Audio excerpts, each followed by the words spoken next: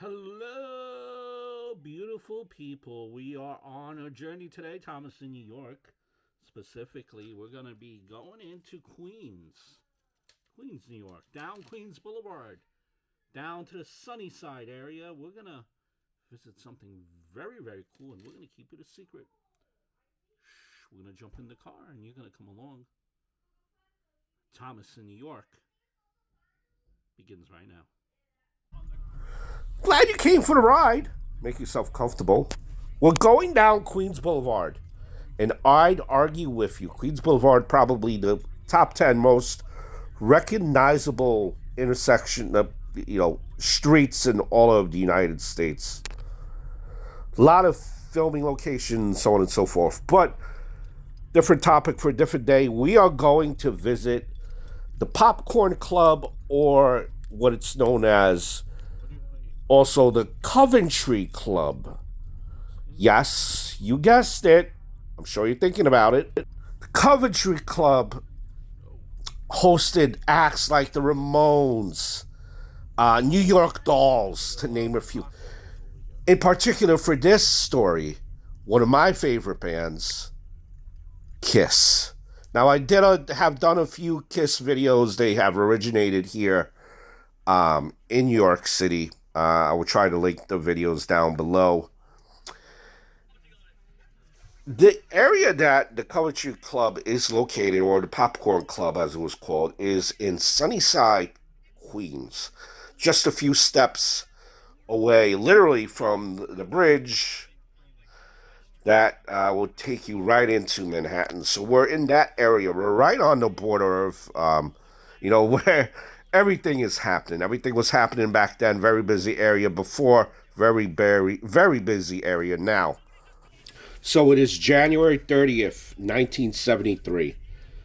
And that is when Kiss, you're looking at the insert of the Popcorn Club, by the way, later called the Coventry. But that is when Kiss played their first ever live show at the Popcorn Club. They were paid a whopping, guess how much, ladies and gentlemen?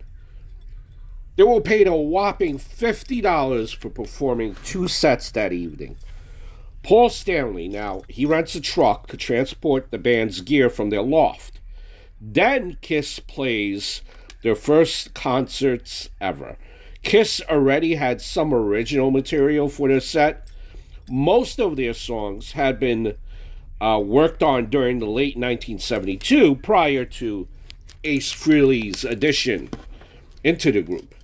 During the first 2 sets at the Coventry, the band performed Deuce, Watching You, Want You Beside Me, a.k.a. Life in the Woods, Baby Let Me Go, and that's a.k.a. Let Me Go, Rock and Roll. They also played Firehouse, Black Diamond. And that, the material was augmented with revamped versions of Wicked Lester's Love Her All I Can, She, Simple Type, and Keep Me Waiting. What a set. At the first shows, the band had done a certain amount of visual experimentation, from the basic plain mime whiteface to the more street glam look similar to the New York Dolls as far as their faces. For the first show, Paul wore jeans and a sports jacket over his mom's glitter shirt. Ace a white turtleneck and jeans, Peter a blue shirt and red pants, and Gene brown bell bottoms and white sailor suit top. He'd also worn the dreadful outfit at the final Epic Showcase in November of 1972. Of the 4, only Gene would be wearing any substantial amount of makeup, having a coat of white face with black splotches around the eyes, and looking more like, a lady of the night who had been crying. This was nothing like his later kind of demonic design. And with a set of originals and tentative visual presentations, the band was taking baby steps with elements ripe for refinement. Now, the following was an excerpt from Kiss Behind the Mask by David Leaf. in regards to the first performance. Kiss's first appearance was scheduled for a place called Popcorn. Gene remembers how we started handing out these little leaflets. Come see Kiss on January 30th. We also had this picture of us in which we look like the Sons of the Dolls.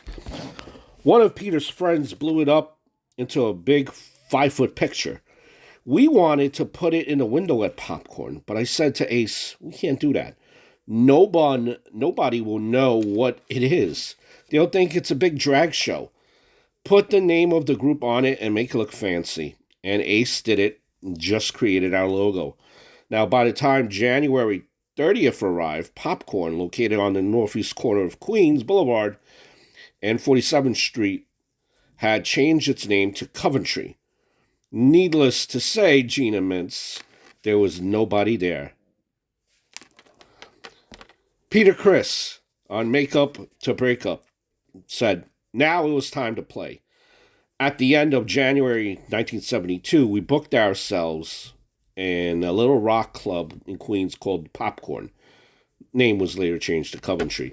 Of course, we had no following then, so the audience, all 4 of them, was Lydia, Jean's girlfriend, Jan, her friend, and a friend of Ace's. But we played our asses off. We played like the place was packed. And afterward, I realized that this band was the band. I was so proud of the guys. We were all drenched in sweat, and we had given the performance of our lives for 4 people. That's Peter Criss.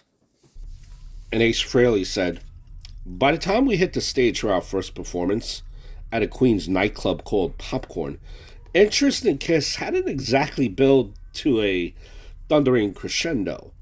There might have been more people in the band and crew than in the audience. You try to put experiences like that out of your mind, but it isn't always easy. My memory suffers sometimes, thanks to all the drinking and the drugging, but the brain has a funny way of cataloging events as it damn well pleases. You forget some of the good stuff, and you remember some of the pain. A lot of it, actually.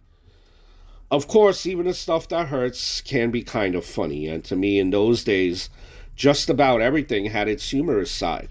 So I could stand up there alongside Paul and Gene, the 3 of us jockeying for space on the stage, unsure of how to move or where to position ourselves, and thus we sometimes crashed into one another or wrapping our legs around each other until we looked at like some multi-headed hard rock serpent.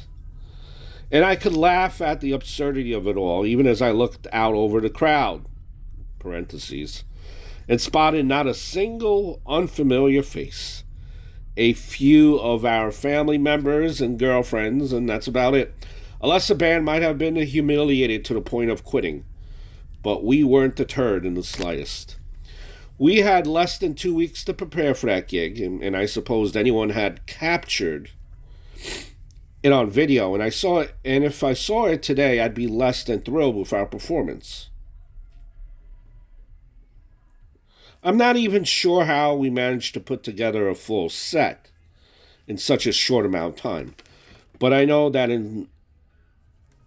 we did. Kiss played nothing but original songs that night, a dozen or more tunes that Paul and Gene had already written, and that I had tried to absorb as quickly as possible. I faked a lot of it, using my natural musicianship to cover gaps, hoping no one would notice. And then again, since the place was practically empty, it wasn't like there was a lot to lose. That's from No Regrets by Ace Frehley, who, by the way, I did pay my respects to his grave. That video is on this channel as well. So you could kind of see the hidden message that all 3 of them were kind of sharing. Every day is a building block, or every session is a building block. That was their first live show, the very bottom, and each day they had gotten better.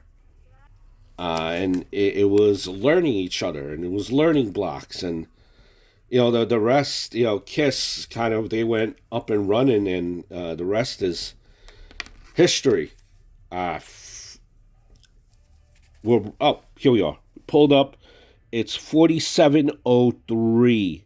You see 4701. 4703 was the former Popcorn Club. It's since a drug store. Since a drugstore. Bliss Drugs Pharmacy Surgical. And I know I sound like a broken record if you ever seen some of these videos. I wonder if people knew what part of history this once was. People just walk by like, I don't know. I don't know. That's why I've always been amazed by like the who, the what, the where, and the why. That's why history was probably my favorite subject in school. But nonetheless, a piece of musical history. There was the former site of the Popcorn Club. Many famous people went on this block. Kiss, Ramones. Ramones also heavy here in Forest Hills, which is in Queens. The Dolls were here as well. Just a lot of music history, too. CBGB's is another place I want to show you guys later video. But here was, Kiss. Night of the performance at Popcorn Club. How about that? I hope all is well. I hope you enjoyed this video. Thomas in New York, bidding you adieu. Adieu.